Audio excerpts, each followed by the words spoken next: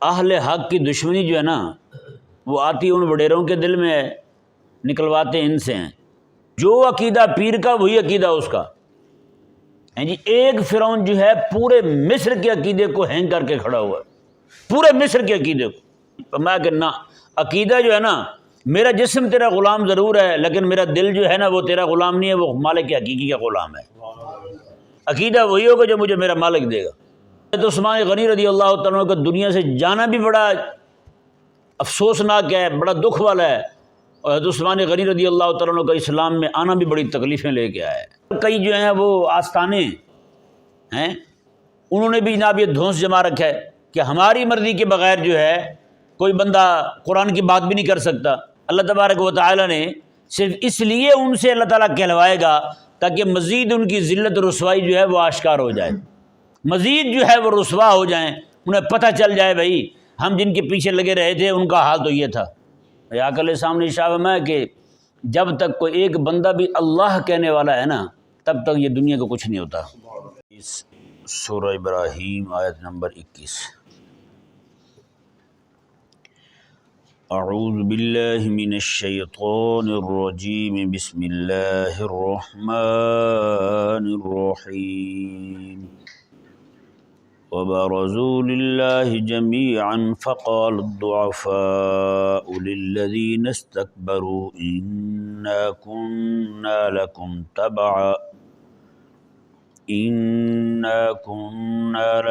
تبعا فهل أنتم مغنون عنا من عذاب الله من شيء قالوا لو هدانا الله لهديناكم سواء علينا أجزعنا أم صبرنا ما لنا من محيص۔ یہ ذہن میں رہے کہ پچھلی آیات کریمہ میں اللہ تبارک و تعالی نے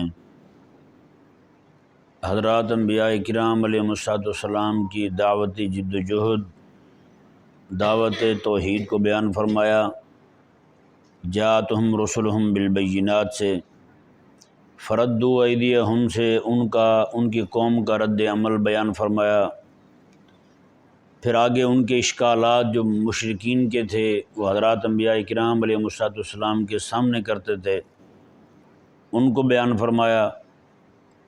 جیسے قالت لہم رسلہم، یہ ان کی طرف سے جواب ہے، قالت رسلہم افی اللہ شک، یہ بھی جواب ہے، اور اس طرح کر کے آخر تک آیت نمبر 12 تک حضرات انبیاء کرام علیہ السلام کے جوابات ہیں ان کے لیے،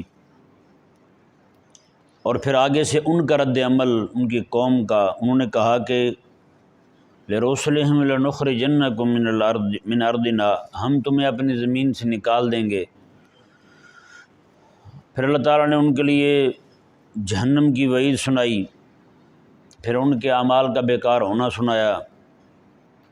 پچھلی آیت مبارکہ میں اللہ تبارک و تعالیٰ نے پھر ان کو یہ تنبیہ فرمائی کہ اگر تم دین کا کام نہیں کرو گے تو میں تمہیں ختم کر کے اور بندے لے آؤں گا۔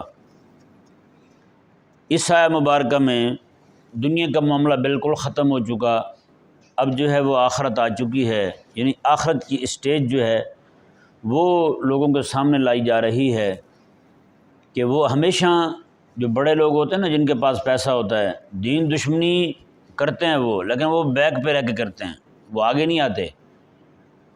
ہمیشہ جو انہوں نے اپنے ورکر رکھے ہوتے ہیں نا ان کو آگے چھوڑتے ہیں، ہاں جی، اینٹ مارنے والے، پتھر مارنے والے، گالی گلوچ کرنے والے، بدنام کرنے والے وہ اور ہوتے ہیں۔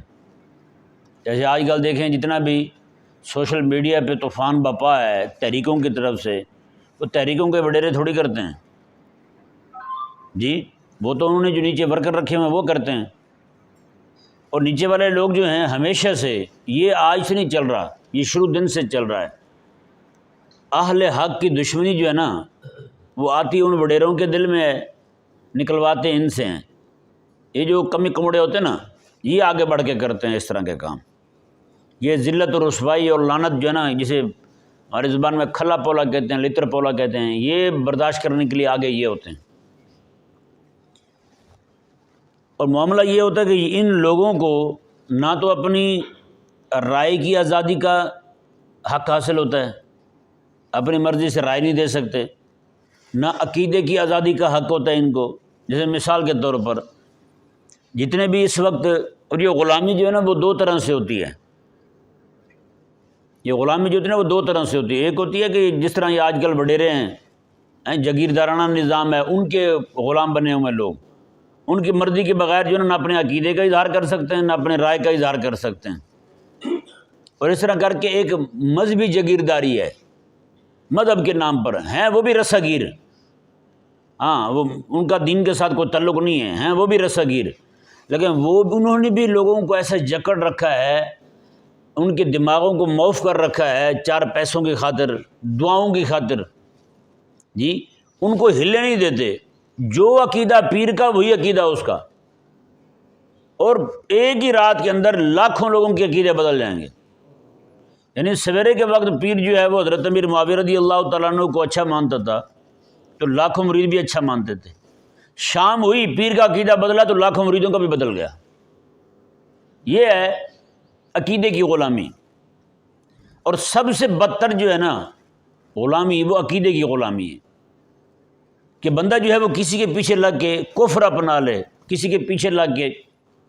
اب دیکھیں نا مکہ مکرمہ میں کتنے لوگ تھے جن کی اپنی روٹی پوری نہیں ہوتی تھی، لیکن وہ چونکہ ابو جہل کے ٹکڑوں میں پلتے تھے، وہ اس طرح کی بدماشیوں میں آگے آگے ہوتے تھے۔ میرے آقا علیہ السلام طائف جاتے ہیں، وہاں پہ جتنے بھی لوگ تھے آقا علیہ السلام کو پتھر مارنے والے، وہ وڈیرے لوگ تھوڑی تھے، وہ تو وہیں بیٹھے ہوئے تھے۔ آگے اس طرح کے جو کمی کمین لوگ جو ہے نا وہی آگے بڑھے تھے، لفنگ قسم کے لڑکے ہی آگے بڑھے تھے، انہوں نے آقا علیہ السلام کو پتھر مارے تھے، تکلیف دی تھی آقا علیہ السلام کو۔ حضرت موسیٰ علیہ السلام کو دیکھ لیں، جی ایک فرعون جو ہے پورے مصر کے عقیدے کو ہینگ کر کے کھڑا ہوا ہے، پورے مصر کے عقیدے کو، اور اس بات پر دلیل کہ یہ لوگ جو ہیں اپنی کسی کو اپنی مرضی کا عقیدہ بھی نہیں اپنانے دیتے۔ قرآن کریم میں جب حضرت موسیٰ علیہ السلام کا معجزہ دیکھا 70,000 جادوگروں نے، انہوں نے کلمہ پڑھ لیا، مسلمان ہو گئے، تو فرعون نے کیا کہا تھا؟ فرعون نے کہا تھا مجھ سے پوچھے بغیر ہی کلمہ پڑھ لیا تم، یہ تمہیں کس نے اجازت دی کہ میرے پوچھے بغیر کلمہ پڑھ لو؟ حضرت بلال رضی اللہ تعالیٰ عنہ پہ ظلم کیوں کرتا تھا امیہ بن خلف؟ اس لیے ظلم کرتا تھا، وہ کہتا تھا وہ غلام میرا ہے، میرے پوچھے بغیر ہی تو نے کلمہ پڑھ لیا ہے۔ تو اللہ تبارک و تعالیٰ نے جو حضرت بلال رضی اللہ عنہ کو استقامت عطا فرمائی تھی، آپ نے ساری تکالیف اٹھائیں، فرمایا کہ نہ، عقیدہ جو ہے نا، میرا جسم تیرا غلام ضرور ہے لیکن میرا دل جو ہے نا وہ تیرا غلام نہیں ہے، وہ مالک حقیقی کا غلام ہے۔ عقیدہ وہی ہوگا جو مجھے میرا مالک دے گا، اور ہونا یہی چاہیے۔ یہی وجہ، اب دیکھیں کئی جگہ رشتہ داری جو ہے نا، رشتہ دار یہ چاہتے ہیں کہ نیچے والے جو ہے نا وہ ہمارے عقیدے کے حامی بن کے رہیں۔ حضرت عثمان غنی رضی اللہ تعالیٰ پہ ظلم و ستم کرنے والا کون تھا؟ چھکا چاچا تھا۔ حضرت عثمان غنی رضی اللہ تعالیٰ اتنا بڑا بندہ یار، ہیں اتنا عظیم بندہ، ان پہ ظلم کرنے والا سگا چاچا، آپ کو چٹائی میں باندھ دیتا، دھونی دیتا تھا آپ کے ناک میں، پھر پوچھتے تھا ہاں چھوڑو گے کلمہ تم؟ سچی بات ہے، حضرت عثمان غنی رضی اللہ تعالیٰ کا دنیا سے جانا بھی بڑا افسوسناک ہے، بڑا دکھ والا ہے، اور حضرت عثمان غنی رضی اللہ تعالیٰ کا اسلام میں آنا بھی بڑی تکلیفیں لے کے آیا ہے۔ یہ تو ہم نے کبھی سنایا نہیں نا، حضرت عثمان غنی رضی اللہ تعالیٰ عنہ جو ہیں وہ دنیا سے جاتے وہ کتنی تکالیف ہوئی آپ کے ہی پیسوں سے لیا ہوا کنواں سارے لوگ پی رہے ہیں، صرف آپ کو اجازت نہیں ہے، اور 40 دن تک پانی نہیں جانے دیا۔ اللہ کو کوئی لے کے بھی جانے لگتا پانی تو وہ جناب مار کے تلوار تو مشکیزیں ہی پھاڑ دیتے تھے، پانی بہا دیتے تھے، تو عثمان تک نہیں جانے دیں گے پانی پہ۔ تو تو اب یہ لوگ جو ہے نا یہ عقیدے کے اظہار کی، عقیدے کو اپنانے کی آزادی نہیں دیتے، ہر ایک نے اپنے تئیں جو ہے نا وہ دھونس جما رکھا ہے۔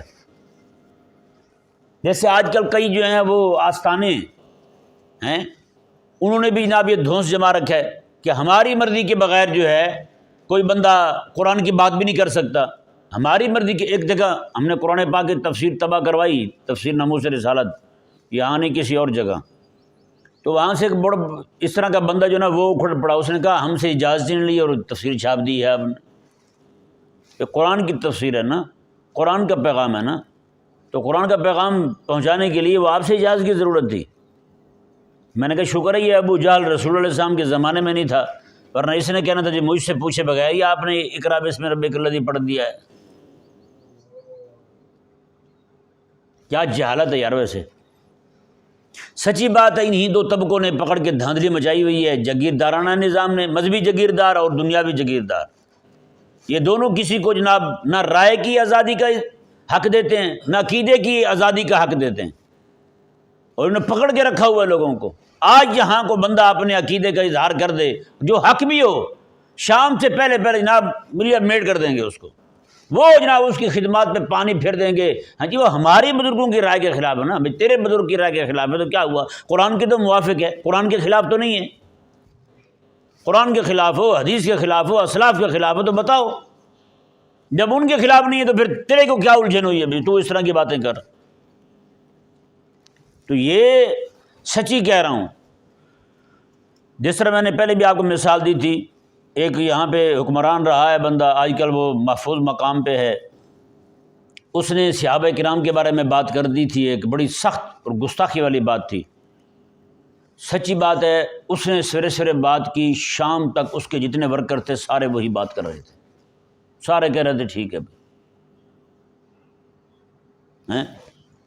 میں آپ کے سامنے تھوڑا سا رکھتا ہوں، اس کی تلخی جو ہے نا آج تک میرے دل سے نہیں گئی، میں صحیح کہہ رہا ہوں، آج تک مجھے اس کا افسوس ہوتا ہے، دکھ ہوتا ہے، جب میں مجھے یاد آتی ہے بڑی سخت تکلیف ہوتی ہے مجھے۔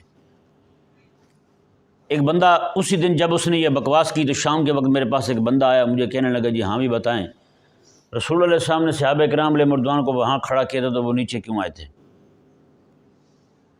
میں اس کو بتانے لگا بڑے سخت غصے میں، تھلے کون سے چاول بڑھ رہے سن، یہ نیچے کون سے چاول بڑھ رہے تھے وہ چھوڑ کے نیچے آ گئے۔ بتائیں یار، میں نے کہا تیرے جیسا بدبخت بھی جس نے کبھی رسول اللہ علیہ السلام کے دین کے لیے جناب ایک چپیڑ نہیں کھائی، چپیڑ تو تب کھائے گا نا جب دین کے لیے باہر نکلے گا۔ تو نے تو کبھی ایک بات نہیں سنی دین کے لیے، کبھی تیرے منہ سے ایک بات نہیں نکلی دین کے دفاع کے لیے، اور باتیں کر رہا ہے ان کے لیے جنہوں نے اپنی جانیں قربان کر دی ہیں آقا علیہ السلام کے لیے اور حضور کے دین کے لیے۔ یہ جملہ کو چھوٹا جملہ یار۔ بندہ پوچھے تیرا ابا کیوں نہیں مرا تھا ہیں؟ جب تیری منصوبہ بندی ہو رہی تھی تو کیوں تیرا ابا کیوں نہیں مرا تھا؟ اس وقت مر جاتا نا، تاکہ تیرے جیسا گن تو نہ آتا دنیا میں۔ اس طرح کا حساب ہے بھائی، کس طرح کی باتیں ہیں، ایک بندہ بات کر دے اوپر نیچے سارے کروڑوں بندے وہی بات کر رہے ہوں گے۔ رب تبارک و تعالیٰ نے ارشاد فرمایا جی دیکھیں یہ لوگ جو عقیدے کی رائے کا، عقیدے کے اظہار کا حق نہیں دیتے، عقیدہ جو ہے نا اس میں بھی پابندی رکھتے ہیں، رائے پر بھی پابندی رکھتے ہیں، نہیں جناب ہماری مرضی کے بغیر عقیدے کا بھی اظہار نہیں کر سکتے، ہماری مرضی کے بغیر آپ رائے کا بھی اظہار نہیں کر سکتے۔ ان کے بارے میں خلاق کائنات نے کیا ارشاد فرمایا؟ آج تو یہ جو ہے نا ورکر بن کے ہیں جی، ان ماسٹر مائنڈ جو ہیں ان کی جناب وہ 6 مہینے بعد جلیبیاں کھا لیں، روٹی کھا لی، ان کے پاس چائے پی لی، قہوہ پی لیا، تو آج تو ان کی خوشامد کر رہے ہیں، ان کی خوشامد میں آ کر اس طرح کی بدماشیاں کر رہے ہیں۔ یہ اب اللہ تعالیٰ نے بیان کیے یہاں پہ قیامت کا سٹیج، قیامت میں میدان لگ گیا جی ہیں۔ اب ہو کیا رہا ہے کلام، آپس میں الجھ کیا رہے ہیں، جس طرح ہماری زبان میں کہتے ہیں جتیوں جتی ہو گئے کام، وہی کام ہو رہا ہے۔ اللہ اکبر۔ دیکھیں جی اللہ تعالیٰ نے ارشاد میں وَبَرَزُوا لِلَّهِ جَمِيعًا، اللہ تعالیٰ کی بارگاہ میں ان سب نے جمع ہونا ہے جی، اللہ کی بارگاہ میں سارے جمع ہوں گے۔ فَقَالَ الضُّعَفَاءُ لِلَّذِينَ اسْتَكْبَرُوا، تو وہاں پہ ورکر کہیں گے اپنے وڈیروں کو، ورکر کہیں گے اپنے وڈیروں کو، کمزور کہیں گے اپنے طاقتوروں کو جن کی پیروی کرتے تھے دنیا میں، تو ورکر ہی ہوئے۔ کیا کہیں گے؟ اِنَّا كُنَّا لَكُمْ تَبْعًا، ہم آپ کے تابع دار تھے جی، ہم آپ کے تابع دار رہے تھے دنیا میں۔ فَهَلْ أَنْتُمْ مُغْنُونَ عَنَّا مِنْ عَذَابِ اللَّهِ مِنْ شَيْءٍ، تو کیا ایسا ہو سکتا ہے کہ آپ ہم سے کو عذاب تھوڑا سا بھی دور کر دیں، کو مہربانی کریں؟ یہاں تو کہتے ہیں نا چل چل جو مرضی کر، میں ہے نا تیرے نال ہیں، وہ پھر ڈکیتیاں بھی کرتے ہیں، بدماشیاں بھی کرتے ہیں، شریفوں کی عزت بھی اچھالتے ہیں، سارا کچھ کرتے رہتے ہیں۔ میں تیرے ساتھ ہوں نا یار۔ ہیں آج کتنے بڑے بڑے ڈاکو اور چور ہیں جی، جن کو انہی وڈیرے لوگوں کی جو ہے نا وہ آشیرواد حاصل ہے، انہی کی وجہ سے وہ بڑی بڑی وارداتیں کرتے ہیں۔ یہاں جتنی بھی وارداتیں ہوتی ہیں وہ ایسے نہیں ہوتی، ہاں ان کے پیچھے بھی انہی کا ہاتھ ہوتا ہے۔ اللہ تبارک و تعالیٰ نے ارشاد فرمایا جی، وہ پھر کہیں گے ان کو، وڈیروں کو کہیں گے، حل انتم مغنون عنا من عذاب اللہ، من سے کوئی تھوڑا سا بھی عذاب ہم سے دور کر دو یار، تو مہربانی کرو۔ قالو، وہ کہیں گے، لو ہدانا اللہ لہدیناکم، اگر اللہ ہمیں ہدایت دیتا تو ہم بھی تمہیں دے دیتے۔ دنیا میں اللہ نے ہمیں ہدایت نہیں دی تو ہم تمہیں کہاں دیتے ہدایت؟ یہ بندہ پوچھے تمہیں ہدایت نہیں آئی تھی، ہدایت دینے والے تو آئے تھے نا، تو انہوں نے تم تک پیغام نہیں پہنچایا تھا؟ تورات تم تک پہنچی تھی، زبور پہنچی تھی، انجیل پہنچی تھی، پھر وقت آنے پر قرآن پہنچا تھا، تم کہاں تھے اس وقت؟ تم خود بھی رکے رہے قرآن دین قبول کرنے سے، ان کو بھی روکے رکھا تم نے۔ آج تم کہہ رہے ہو کہ ہمارے پاس ہدایت آئی ہوتی تو ہم بھی دیتے تمہیں۔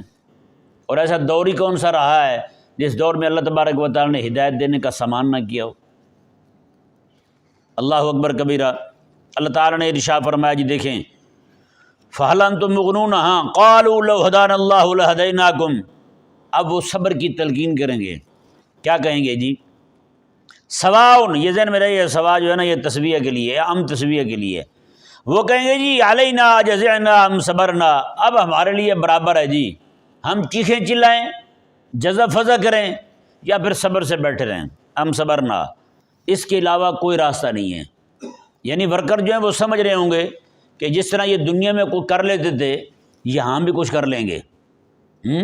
دنیا میں جتنے مرضی ہم کرتے تھے حرکتیں، ان کا ہاتھ پیچھے ہوتا تھا، لیکن یہاں بھی جو ہے نا وہ کچھ نہ کچھ چل ہی جائے گا ان کا۔ اللہ تبارک و تعالیٰ نے صرف اس لیے ان سے اللہ تعالیٰ کہلوائے گا تاکہ مزید ان کی ذلت و رسوائی جو ہے وہ آشکار ہو جائے، مزید جو ہے وہ رسوا ہو جائیں، انہیں پتہ چل جائے بھائی ہم جن کے پیچھے لگے رہے تھے ان کا حال تو یہ تھا۔ اللہ تعالیٰ نے ارشاد فرمایا کہ اب وہ کہیں گے سواء علینا اجزعنا ام صبرنا ما لنا من محیص، وہ کہیں گے اب برابر ہے ہمارے لیے بھائی، ہم یہاں صبر کریں یا پھر جزا فضا کریں، رولا ڈالیں، چیخیں چلائیں، شور کریں، ما لنا من محیص، ہمارے لیے یہاں سے نکلنے کی جگہ کوئی نہیں، ہم نہیں نکل سکتے، تسی بھی تھے تیسی بھی تھے، آپ بھی ادھر ہیں تو ہم بھی ادھر ہیں۔ ہاں اس لیے کسی کے پیچھے لگ کے بندے کو عقیدہ نہیں بگاڑنا چاہیے۔ اگر پیر جو ہے نا وہ عقیدہ خراب کر رہا ہے تو اس پیر کو چھوڑ دیا جائے، نہ کہ اپنا عقیدہ خراب کیا جائے، سمجھائے نا جی؟ ہاں اس پیر کو ایک منٹ سے پہلے چھوڑ دیں، انہوں نے کہا جی ٹھیک ہے جی آپ مزے کریں، ہم رسول اللہ علیہ السلام کے، حضور کے دین کے، حضور کے قرآن کے، حضور کے صحابہ کے، حضور کے جانثاروں کے وفادار ہیں، ہاں آپ کیا چیز ہیں، جائیں اپنا راہ لیں اپنا، سمجھائے؟ مسئلہ نہیں آیا۔ ہاں تو اس لیے جب تک یہ تسلب نہیں ہوگا نا بندے کے اندر، اس کا مطلب تو یہ ہے کہ آج اس کے سامنے جو ہے نا وہ پیر کھڑا ہوا ہے، پیر کیا دیتا ہے اس کو پتہ ہے کیا دیتے ہیں پیر؟ یہ جائیں تو پیر بھی مرید بیچارے کا لاکھوں کا خرچہ ہو جائے جی، پیر آ رہا ہے جی، اور یہ جب جائیں پیر کے پاس تو پیر جناب وہ آلو اور شورا، جی آلو بھی ورلے ورلے وہ پڑے ہوں گے، اس طرح کا حساب کرتے ہیں، اور کہتے کیا ہیں یہ تبرک ہے، بے ادبی بھی نہیں کرنی اس کی۔ ہاں جی بندہ پوچھے بھی مرید کو تبرک اچھا لگتا ہے تو پیر کو چکھ پاتا ہی ہے، پیر کیوں نہیں کھاتا تبرک یہ والا آلو والا؟ نہیں سمجھ آ رہا؟ ہاں ٹھیک ہے دیں، لیکن تھوڑا سا حساب بھی تو رکھے نا۔